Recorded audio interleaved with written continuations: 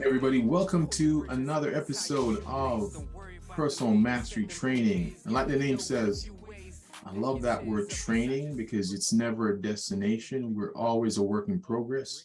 And personal mastery is just that. It's about controlling the game between your ears, because that's all anything is, really and truly. Outside changes constantly. We're always going through things, events, and experiences in life. But if you can control the inner game, it's on, you got it on lock, so no problem. All right, so this is what this is about. I do two sessions. First session I do is a strategy session. That's a session where I suggest things. I take examples from my clients and I share it with you. And my goal is that you don't get through your tough stuff, your challenges, you get from it and you learn from it and get through life. And so that's what I'm all about. That's a strategy session. Next one I do though is called a masterclass. And a masterclass is, I find people who are currently in the arena. They're in the arena getting their face bloodied and busted, and they're learning and they're growing. And I see that journey and I want to get them on here so they can share, because success leaves clues, failures leaves clues, everything. There's a clue in everything. Don't get through your life, get from it. So today I saw this brother and I said, I got to get this guy on my podcast. He's in a group with myself called Trainer Revenue Multiplier, TRM. He's a leader now. He's one of the leaders. And I had to get him on here. It's Jace Lopez. And here's a quick bio on Jace, and I'll let him get into the rest. Yeah. Jace lives in Youngsville and with his wife. It's LA with his wife and an 8-year-old daughter and a 10-year-old son. And he's a bodybuilder and an online coach. And he owns a gym, and where he helps people to build strength and live healthy lifestyles and habits and create their habits for a better lifestyle. So Jace is a dynamic leader now in TRM, Trainer Revenue Multiplier. And let's get into it and get Jace to give us some more details on his company name, Apex, and we'll dive into it. Jace, welcome to the show, my man. Thanks for having me, Alvin. I'm super pumped, man. I've been knowing you for past year, being part of TRM. So it's an honor to be on your show, man, and chat with you on here. But my name is Jace Lopez. I'm from Lafayette, Louisiana. I live in Youngsville right now. I'm 32 years old, and I own a gym called Apex Training. So Apex Training is as the umbrella of training. We do both online coaching and personal training in person in my gym here in Youngsville. I've been personal training for past 10 years, and I've been online coaching for past 6 years. I've had my own studio for about 5 years now. We're currently in the process of building our own gym, which is nice. So currently we're in a 32,000 square foot facility, at least 6,000 square feet. We have about 120, 140 clients total. I have 9 trainers that work under me, and online I have 2 coaches that work under me also. And right now, total, we're clearing about $30K a month, and we're doing really well, man. So I'm excited for the growth and excited to impact more people's lives this coming year. Yeah, love it, love it. So that is Jace right now. But Jace, a lot of people believe, you can hear Jace, he's dynamic, he's done bodybuilding. How tall are you, Jace? I'm 6'2". 6'2", and what's your weight? I'm currently 285 in the morning. So 6'2", 285. Can you imagine that, right? So people are going to think, well, he's gifted, he's got all these other things, attributes that make him who he is. So Jace, let's go back to Jace before Zig Ziglar, the motivational speaker, has a quote. He says where, he was a wandering generality, and then he became a meaningful specific. So who was Jace in the teen years when Jace was trying to figure out who the hell he is and what's he doing on this planet? That's a great question, Alvin. I feel like I wasn't fully conscious until I was like 24 years old, right? Like babies, they're not really fully conscious or aware until like 7, for me, it just extended to like 24, Okay. And really, I was living a hedonistic lifestyle. I was living for myself, living for pleasure, and trying to find myself, and at 24, I had my little girl. She's 8 years old now, and that's when I really woke up and was able to be like, okay, well, I'm not here for me anymore. I'm actually here for a purpose. I'm here. I have a path, right? And of course, there's people who rely on me now. So I really have to step into that man and that identity I need to become to achieve my purpose. And so yeah, about before then, I was just kind of living for myself. I wasn't really that confident growing up. I was always the taller guy, you know. I'm 6'2" now, but I was always the tall kid in school, you know. So I didn't really get messed with too much, but I wasn't that confident because I just I'm not sure. I mean, I was confident in like about athletic abilities. I played football in high school. You know, I got a scholarship to play football, but that was about the only thing I was really confident in. You know, like I really cared much about school, care much about being a good son, or you know, things that make a good person. You know, so but yeah, not that confident growing up. I'll always click towards the gym. My mom was always health conscious. So, you know, mom and dad divorced when I was 7. So I grew up with my mom and my brother, and she's always health conscious. She made us drink like these little vitamins and shakes growing up, you know, and she always made us make smart decisions. And that helped me a lot growing up because, you know, a lot of kids that don't have that, and they grow up with, you know, metabolic issues or even autoimmune issues, you know, but doing that helped me kind of be aware at a younger age about where I put my body. And then, but I've always wanted to be in shape. My dad worked out at the time I did live with him. He worked out. I saw him as like the muscle guy. I'm like, oh, the muscle guy. He was bald. He had a beard. He come home from work. He's all jacked. I'm like that. And I knew that was the evolution of where I was to become. Right. You know, so I saw him like, oh, I'm gonna be bald with a beard and I'm gonna be jacked one day. So I've always wanted that, and I really always magnetized towards bodybuilding. You know, I love the fact that it was like its own solo sport. You know, it kind of relied on you because I always played team sports growing up. You know, and I admire the fact that you were a bodybuilder everywhere you went. You know, because I played football in high school and college. Well, once I wasn't on the field, I was no longer a football player. Right? You know, I was a regular person. Think about bodybuilding. You're a bodybuilder from when you wake up to go to sleep, right? So I was really attracted to that lifestyle and that mindset, really. And I didn't really start bodybuilding until I was about 23 years old. I was, you know, eating decent and training hard, but back when I was 23 years old, I really started bodybuilding and then getting into, you know, focusing on like my diet and getting a coach. And that really set me into like, okay, this is what I want to do in my life. Like I want to work out. You know, be a bodybuilder, but also help people achieve the same mindset. Because I don't know how much it changed my life and my mindset. You know, it made me mature and create a lot of awareness. You know, and also it gave me an identity. You know, because when you're younger, you have a thing called an ego, right? Well, we're all ego, right? And it's basically like your identity of your conscious mind, right? And I had like almost a weak ego. Like if you say something to me, I get hurt, right? And once I kind of found that identity, I was able to like know who I am. It created like this adaptive resilience, right? And that helped me, you know, make decisions I did later in life and become the man I am today, which I'm blessed, you know. And so when you were, you know, you said identity quite often, and when you were looking at your dad and just living the lifestyle, you said it was hedonistic and you were just about yourself and so on. What was missing that you felt at that time? Did you inherently know there's something missing from this little mix? Purpose. I had no purpose. My purpose was to serve myself. And what made you want to change it? I know you said your daughter, but that sounds good for a soundbite, right? For a lot of people. Now, how did having your daughter kind of trigger the idea that I want purpose at 24? Well, I actually started personal training back in 2012. My wife at the time was my girlfriend. Her friend was like, "Hey, I need a trainer." I was going to the gym. I was like, "Okay, sure, I'll train you, whatever." You know, it's like my first like professional interaction, right? Of like, you know, hey, you pay your money, I train you.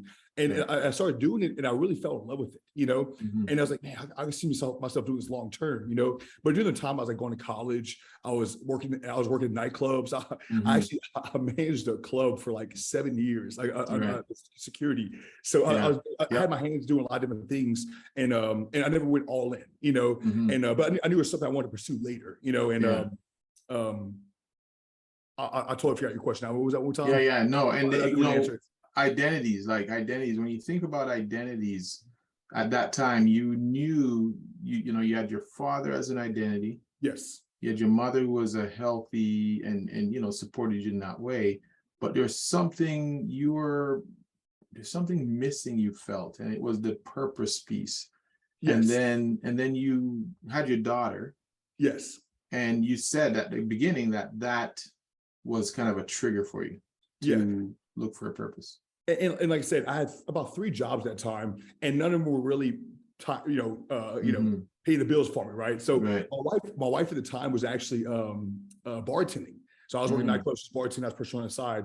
Yeah. And she's paying most of the bills. Like she helped buy her house. I was kind of just like tagging along, you know, and for a man, that's tough. You know, it's like be 23, 24 years old. You have older friends who are, you know, supporting their family. It was tough for me. So that didn't help my ego, right? Right. So I almost had to become, I almost had to come to terms with myself. Like, hey, look, I need to step into this new role of man. I need to be for my family, right? Yeah, so that was kind of a shifting moment there. But I remember back in 2013, I was like, hey, I set my wife down. You know, she's finished working. She got home. I was, hey, I think I'm gonna get my personal training certification. She's like, okay, cool. You know, I was like, all right.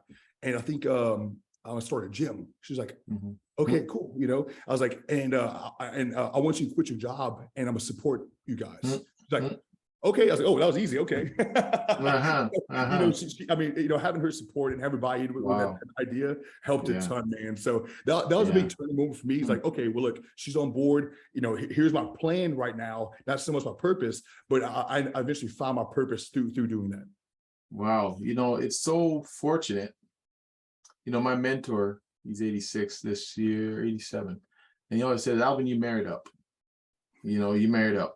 And what I'm hearing here is you went to your wife, your girlfriend at the time, your partner, and you, whatever you said, she was okay. She had that belief. Yes. Right. So how important is that kind of support system? Well, for people like me, Alvin, who I'm not really good at a lot of things.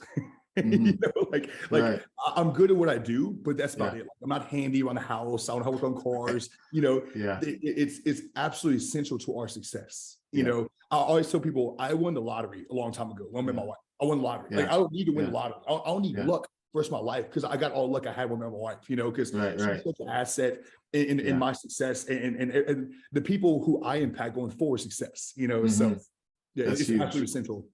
So when you think about where you came from with your dad and you know, divorcing from your mom, and at 7, did you say? 7 years old. 7 years old. At 7 years old, how did that impact you when it comes to relationships? And now that you want to pour into your current one with your wife and create this family unit, how did that affect you, you think, when it came to relationships? It was tough, man, because when you're that young and your dad's like, hey, I'm leaving, you're like, oh, I guess it's my fault, right? You want to blame yourself, you know, and of course, you know, it was a stressful environment all around, financial stress, job stress, relational stress, and you know, a lot of times when you of course later in life, you see your parents aren't mature enough to express their emotions or have emotional intelligence with each other. Like, okay, that's the reason this fell apart here, you know. But you know, it was tough because me and my brother kind of blamed ourselves initially, you know, and then we got used to it, of course, when we left. But it was hard, man, because you know, we went from living in like a trailer to like living in a barn, right? Like we actually went down, right? You know, because I was working at a gas station, working at a doctor's office, trying to make ends meet, you know, for us. So it was tough, man.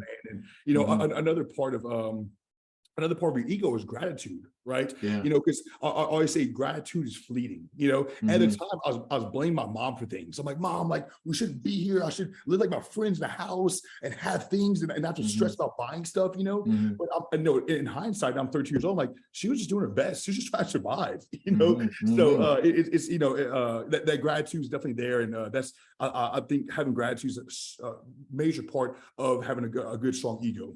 Yeah, love that, love that. And then, so here's the next question. And this is a lot of people. So I want to recap real quick here and don't miss this point that you, for some reason, our perception is everything. Our perception about the world is everything. So here you are, these two people that had you and your brother, they were working on their own stuff, doing their best at what they knew how to do and what the tools they were given. They're working on their own stuff. You guys come along, all of a sudden they're saying, you know, we're not mature enough, not in those words, but we're going to end this thing. And somehow you find a way, you and your brother find a way to somehow spin it that it's our fault. And now you can see that a lot of people do that in their lives. Some people walk around for decades in their 40s, 50s, and whatever, still thinking.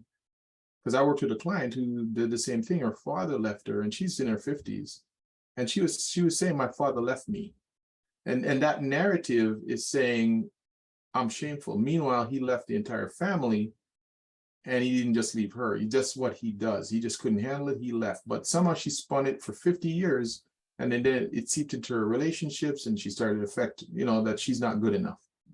Meanwhile, he just left. That's what he does. So this is huge, my friend, to figure this out at 32, or whenever you did figure it out, maybe earlier in your 20s. That's huge. So how then did you let your dad go? Did you also relieve your dad from you holding on to him for blaming him? Did you also relieve him? Man, we actually, after that, so that happened when I was 7. When I was about 11 years old, I actually moved in with him and his stepmom at the time, because it was a better living environment because we've been born, right? Right. So we had a house with my stepmom. I had stepbrothers first time, so that was a big transition there too. But it was good, man. Again, he worked a lot, so I would never say we had a really close relationship. And he's also Puerto Rican, it's my dad's from Puerto Rico, my family's from Puerto Rico, and they're just not like what's the word? Nurturing, should I say, right? Like the whole that the TV dad environment was right. So later in life, I ended up moving back with my mom. We actually moved to Missouri. That's where I played football at, and we just lost contact, and he had a few health issues. I mean, he got divorced, he had an aneurysm, had a heart attack, and now he's just living off the government aid of his previous military. So we don't really talk too much nowadays. Like once a year, it's my birthday, that's about it, So, but do I hold on to that? I'd like to say I don't hold on to anything for anyone, honestly. I feel like I'm free of any type of anger or displacement that might have occurred early in life, But I mean, just nowadays, we're just not that close. How did you do that? How did you manage? Because this is you're saying it, and I know a lot of people are going to go, well, if they're not thinking, they should be thinking, how did you manage to not blame? Because it's so easy, man, to look where I came from, and I lived in a barn, and I'm not good enough. And how did you even break through that whole narrative to become where you are today, and to not let that hold you back? Well, two things. So first is the victim mentality, right? Like you can live your life and hang your hat on that trauma that you create a coping mechanism from, that you constantly blame the world for everything, or you'd be like, hey, look, I'm gonna die one day, right? And I'm gonna look back on my life, and if I have this as an excuse of why I wasn't happy, then that's clearly my fault. I think people just don't have that long-term vision of like looking back their life, because most people are truly blessed. Like, hey, like if you have a roof over your head, you're blessed, and you're unhappy, you're making yourself unhappy, right? It's all about your perspective. So having that foresight really helps me, But also, I don't have grudges against anybody, Alvin, because 2,000 years ago Jesus died on the cross, right?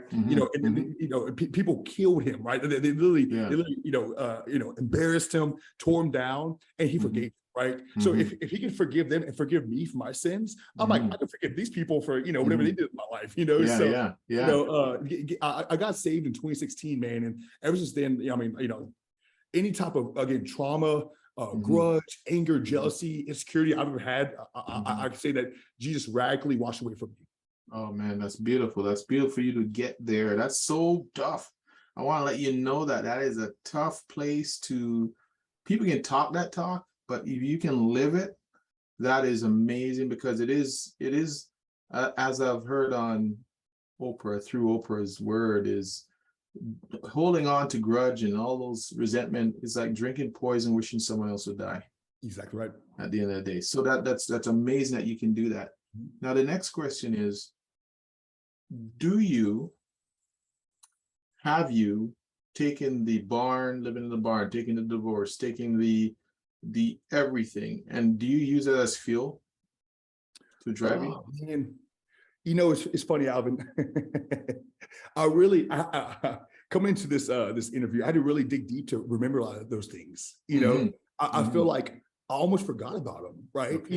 And don't get me wrong. I'm like, being grateful means that you go back in time and see things that you came out of and you're grateful for, so you have to kind of dig those things back up in order to have gratefulness. But Honestly, I just don't think about it anymore. You know, I don't operate off of spite, off of a chip on my shoulder anymore. I operate purely on passion nowadays. That is huge, man. That's huge, and I'd love to see how you. So, okay, so a lot of people can get saved. A lot of people can walk on fire at Tony Robbins events. A lot of people can read the great book. A lot of people can have a near-death experience, but somehow it's not good enough. They go back to the old habits again. What are you doing? Because we can't just, I don't want people to think you're special and you just somehow had a lobotomy and became a new Jace. How did you reinforce or renew your vows around this new commitment to being Jace 2.0? Well, man, you know, when I got saved, Alvin, like literally, like God just radically changed me. You know, you hear that with something, oh, I'm radically changed, like whatever, dude. You know, like, but they go back and do it on Monday. Yeah, exactly. Right. You know, so it's not true. You know, you know, whenever you commit your life, something, Alvin, in terms of me, is committing my life to Christ. I had to give everything to him, right? And the problem is people commit a relationship and they, but I'm not giving that. But I'm not giving, I'm keeping this, right? You know, you have to give everything, right? And I truly gave everything, man. Like all my chains, my insecurities, my shame, you know. And since then, man, like I said, I'd have to say it's a radical spiritual intervention that I can say has brought me here, you know, and has allowed me to not backtrack or not go back to those old ways or have things hanging over my shoulder, you know. What was that experience like? Like, I want to know that, because again, a lot of people walked on fire. You know, Jace, I walked on fire, man. The crowd was chanting, and I've changed my life, and I've done, you know, I've been dipped in water, I've been whatever, and they still go back. Yes. How did you not what did you do? Is there practice after the experience? Do you do something on a daily basis? How do you maintain that? Well, from not slipping? You know, I think on paper, things are easy to like accept, right? You know, but what they're saying, the human mind is very fragile. You know, we think we're so strong. We're very fragile. I mean, we can change somebody's perspective by a word or a sentence. That's very fragile there, you know? So you have to stay almost vigilant in keeping your mind in a great place, you know, and doing things in routine to keep whatever's bringing you success forward, you know? So for example, if my routine of bodybuilding is keeping me grounded, right? If my routine of spending quiet time, reading my Bible keeps me grounded, why would I stop that, right? Because I'll open the door for, you know, disease, for anger, for all these other toxins in my life there, you know? So I would say routine and find what makes you successful and keep going towards that. Yeah, because you know what? Nature hates a vacuum. It'll fill it with something. If you're not filling it, it's going to get filled, 100%. right? So it will not stay empty. And if you're not actively filling it with something, so your new beginning, your new self, your new identity, if you're not reinforcing, renewing your vows on a daily basis, because you say the word commitment, but how many people we know commit on January 1st to go to your gym, right? Yes. But by February 1st, it's a parking lot. It's empty. Yes. You know what I mean? And we make this commitment every year after year. Commitment, that word, just step back for a second and think about that word and tell me your belief around that, or your, you know, theory around commitment. Well, if you fully commit to something, Alvin, you have to trust and believe it's going to work. Right? Trust. Yes, trust. So you know, I wouldn't commit, like, let's say I hired you, you know, I'm like, I would, you know, change my self-development, you know, all this stuff here, you know, but I was like just trying it out. It's not going to work, right? I have to believe it's going to work for it to work, right? And so definitely trust. That's huge. No, you know what? That's huge. And I want everybody to think about that for a second and pause this. If you're listening, no, not if, when you're listening to this, pause this and think about that word, trust. Trust means this idea that you fall and let your wings, trust that your wings will come out. So if you do hire somebody on, or read a book, or hear a theory, or get saved, or you name it, trust and be vulnerable enough, long enough, and then that trust will move to a habit and will be your new identity, right? Love that. So Go ahead. I'm sorry. And just to caveat that one more time, also know that you have to evolve also, right?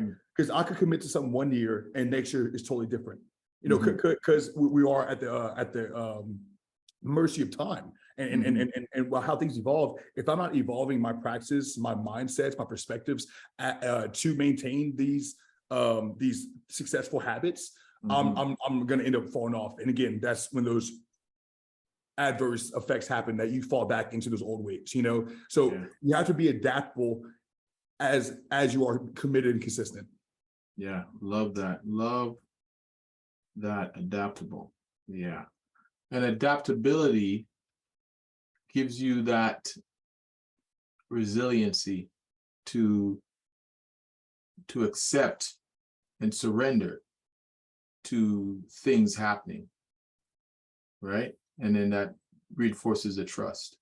So it all begins, and what Jace is saying, it all begins with trust. Trust the process, trust the transformation, and commitment means trusting whatever it is you're committing to be in the right thing for you. So you trusted that changing, converting is the right thing for you, and you kept reinforcing that trust with your habits, with, again, reading the Bible and doing the good practices, developing the great habits, and that reinforces it and makes a change happen. I love that. And the word trying, yeah, if you're just trying something, man, that's trying is a tiring word, man. It's trying because you can try all your life and you never really get anywhere, because there's actually no such thing as a try. That's right. You're actually doing it or not. All right, so let's talk about when Jace thinks about 32 years old, and we're now putting 20 years on this. Now you're 52 years old. What are you doing? Oof. I'm still training people. I'm still coaching people.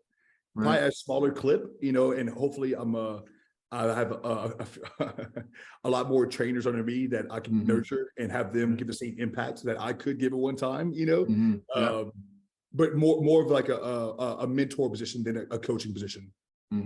Yeah. And then what's your company doing? What kind of what's it doing now? How do you serve now? When you say lifestyle, what are you doing right now with people? Yeah, so as far as in-person coaching goes, people come to the gym. We train them 3 or 4 times a week. We do online coaching for them also, do their diet, their training, their stress management, their sleep, all other lifestyle factors there that we try to facilitate.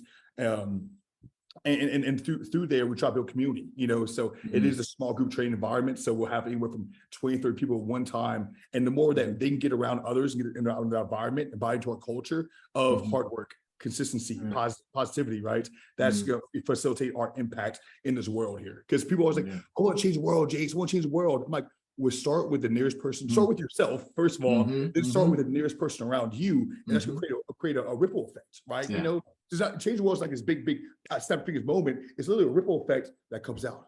And that one person does 5, 50, 500, and 5,000, of course, from there. Yeah, I love that. Absolutely. Begin with yourself first, because Jace had to start with himself. From this, again, someone who's just out for himself, blaming his mom for not succeeding, possibly at that time blaming his dad too for taking off, just playing football, all about you. Jace now found himself, found God, started to change, started to make it a bigger purpose, developed a purpose in his life, and then started to develop better habits, started to really look at how he can make an impact and leave a legacy. And now he's growing his company and really make an impact. But that all began with you working on you, personal mastery, right? So when you think about your life right now, my mentor has 6 years of life that he focuses on. Spiritual, he focuses on his relationships, focuses on money, his profession, his intellectual life, right? So he looks at all of those things.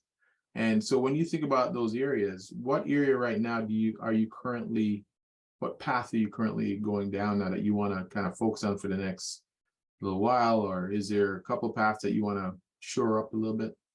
Well, I'm a type of person where like I'll do everything at one time, Right. and like whatever sticks, I'll just kind of go towards that, you know. Right. Yeah. So I mean, through TRM, I'm building my business. I'm building my business savvy, my mindset, right? You know, I'm also in a few continuing education courses. I read books to get in a position where I can provide more value for my clients, because a lot of people think where they're at determines their future. Like, oh man, I'll have like, you know, 50 clients, so I'll be successful later. No, where you're going determines your future. So if I could keep learning as much as possible and be in position to give my clients every single resource possible that I've learned over the past 20 years, that's going to make sure that their future, my future is going forward there. You know, one thing I just think is, you know, you cannot elevate others if you're not pushing to elevate yourself. Right. Absolutely. Absolutely. So of course, you know, having that value to learn and give, and then give my coaches to give to their clients is the goal there. Yeah, I love that. I love that. You know, and it reminds me of when I heard a person say, you know, they say create a mission, but you're really on a crusade. And I love that there's a movement happening in a crusade to bring Apex top of the food chart, you know, and change lives. So I love it. And so Jace, amazing, man. There's a lot of lessons there. There's so much in that, you know, letting go. That's why I dug deep into that, because a lot of people, again, I realize the reason why I call this training, mastery training, is that don't come to me and look for a 5-step process to fixing your life. There is no such thing. It's a work in progress. So I love that you are putting in the work. You're humble. There's so much keys in there. Letting go is one. Forgiving because it's for you, not for them. Creating a new vision, getting a purpose in your life. There's a ton of information in there, man. So I appreciate you on that. And so if someone wants to get a hold of you, Jace, to get going, they love what they heard, they want to just get more, Jace, where can they see you start? Where's the process start? So I'm on Instagram mostly. My personal Instagram is Jace Lopez, Jace_Lopez. I have my business Instagram. My gym's Instagram is Apex Training LA, and then I have my online coaching, which is Apex Training Elite. And I'm on Facebook at Jace Lopez. I have a website. It's more for my gym. It's apextrainla.com, of course. But that I would probably say social media, Instagram is probably the way to get a hold of me. Beautiful. All right, we'll have that in the show notes for everybody. Jace, man, that was short, sweet, right to the point. So much goodness, brother. Appreciate you, man. Yeah, well, I appreciate having me, Alvin. Yeah, awesome. All right, everybody, go back. You know, I'm always encouraging you to dissect, to chop it up, grab the meat out of that,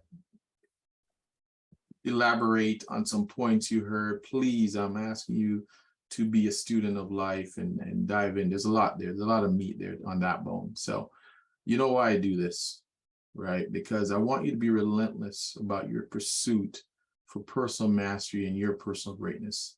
Until next time, Jace, thanks again, brother. Yes, sir. All right. Peace and love, everybody.